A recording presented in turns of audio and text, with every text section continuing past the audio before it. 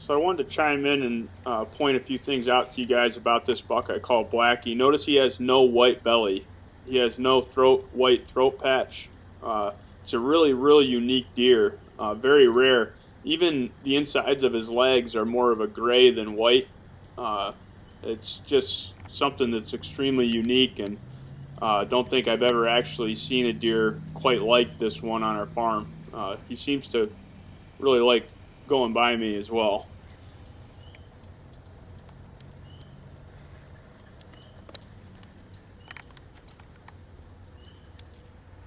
Well, that already started off pretty exciting.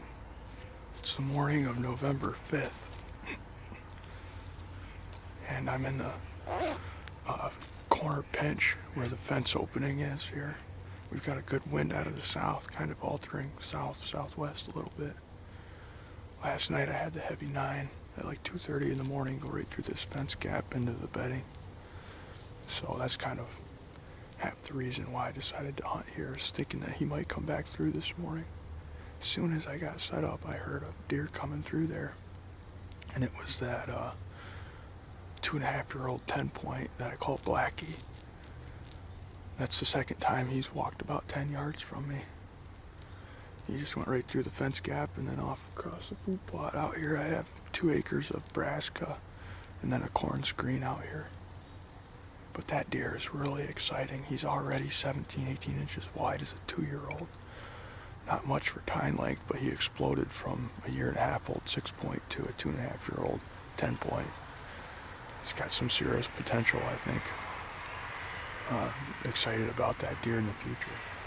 It's extremely warm this morning. I mean, it's already 65 degrees. I think it's going to be knocking on 70 today, but the reality of it is, with the rut in full swing, these deer are going to be moving. We're in a good spot here, and you can see a lot of the food plot. There's a big scrape over here that big 9, heavy 9's been hitting quite a bit too. Later on in the morning I might rattle. I've actually got the heavy 9 sheds in my pack here, so that's something I always thought would be absolutely awesome, to kill a deer with his own sheds, rattling him in with his own sheds. Never done that, so that'd be something I could check off the list if I could kill the big 9 with his own sheds.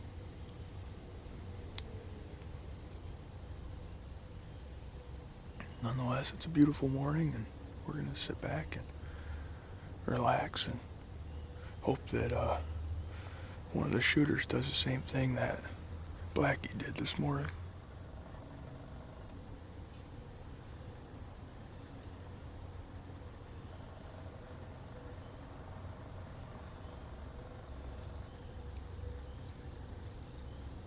We're going to try some rattling and see what that does this morning.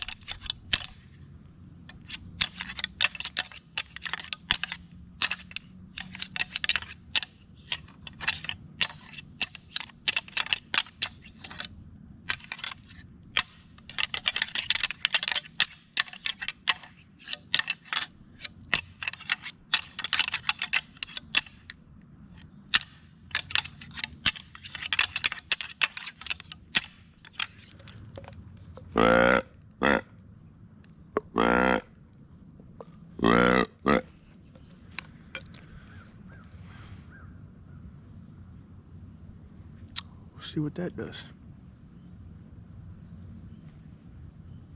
This is the heavy 9's shed as a 3.5-year-old right here. And this is his shed of his left side as a 2.5-year-old.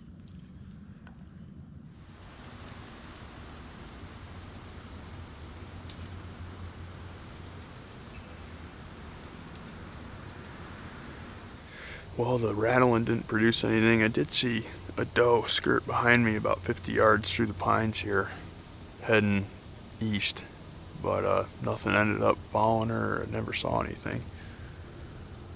So we're gonna go ahead and call it a morning. All we saw was that buck that I call Blackie, and wanted to mention the reason I call him Blackie is he's got a super black coat.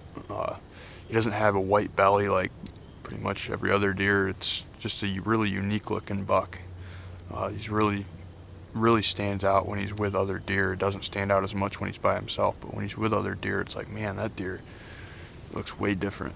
And that's why I named him Blackie. But really cool encounter. It's actually the third time I've encountered that buck.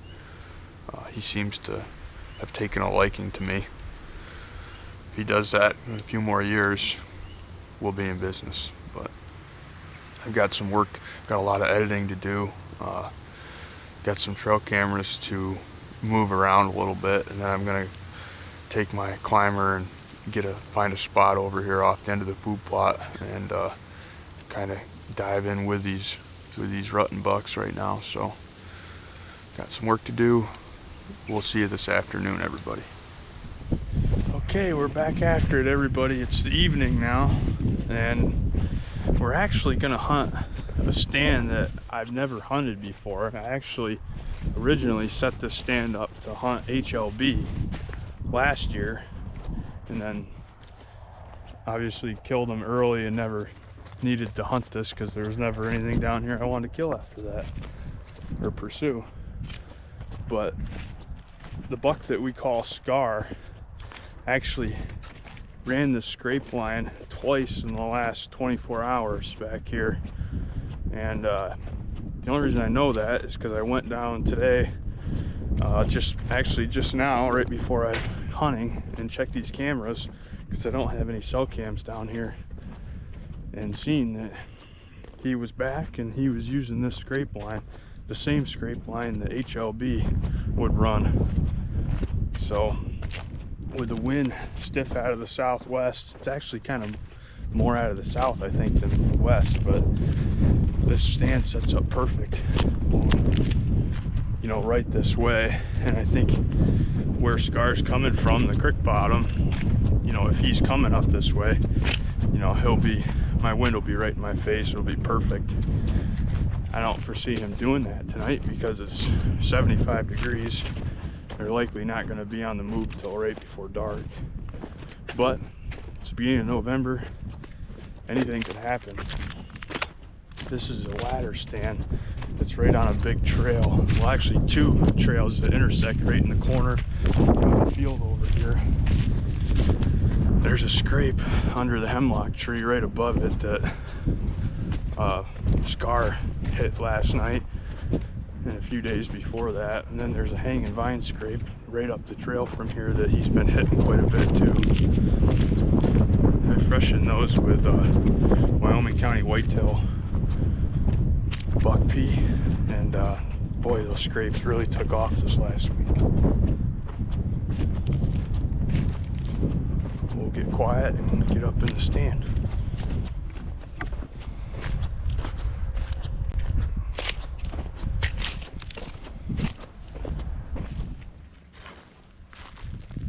Big trail right here.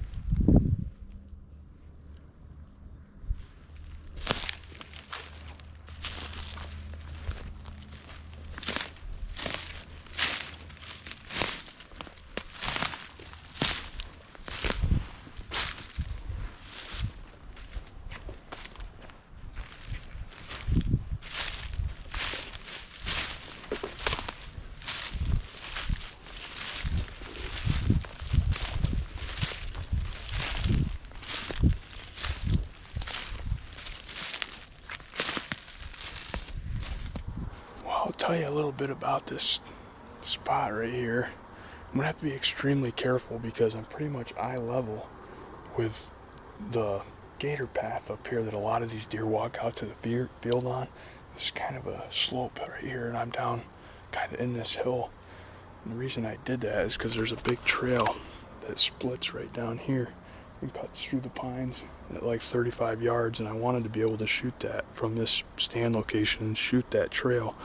Those big scrapes are on the trail that runs the edge of the field up there, and they come right up the edge of the field, and that trail goes right in between those two big pine trees right there at 30 yards, so I can shoot that as well. don't have too much cover in this hemlock right here because the branches don't really start until they're up above me. I'm just gonna have to be very, very, very careful about movement right here. But this will be the first time I've ever hunted this stand, so it'll be fun to see kind of how it works. You guys will get to see how it works right with me.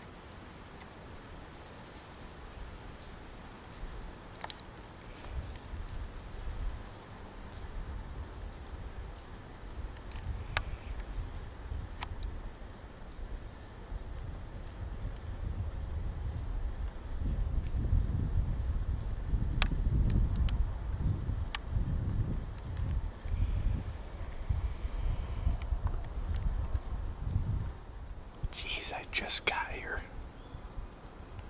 I still got my t-shirt on, drinking a sparkling water and freaking... I look over and there's a spike 45 yards from me walking up through the woods.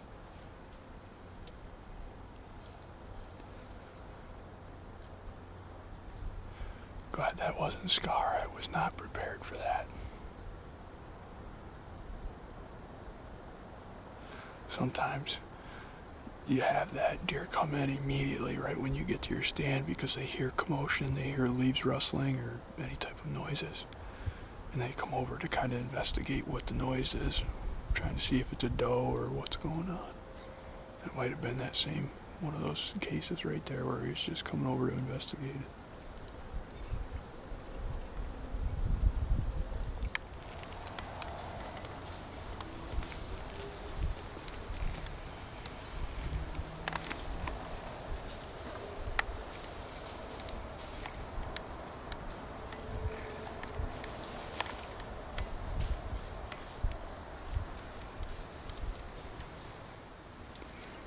Well, that marks my 4th encounter with Blackie. That deer is literally everywhere I go. Reminds me of the buck that I called Swagger. For years, it seemed like Swagger would follow me around wherever I hunted. He'd walk right by me. It looks like Blackie might be the next one that does that. This morning, he went through the fence gap in Cherry Ridge across the road, and then he went out into the food plot, and then he crossed Nazareth Road, and then went over here, and now he just chased a doe by it like 40 yards right here, grunting and carrying on. He is acting all willy-nilly, that's for sure. He's certainly thinking with his willy the way he's moving around.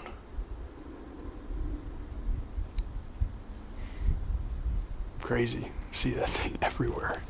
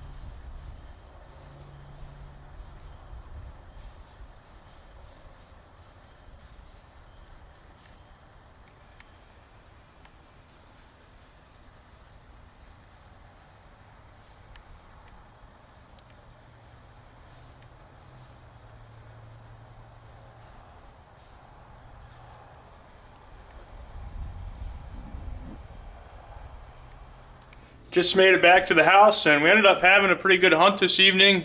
We saw 2 different bucks, and then we ended up seeing 5 does in total. Of course, the buck we saw was Blackie, the same. That deer is literally following me around the farm.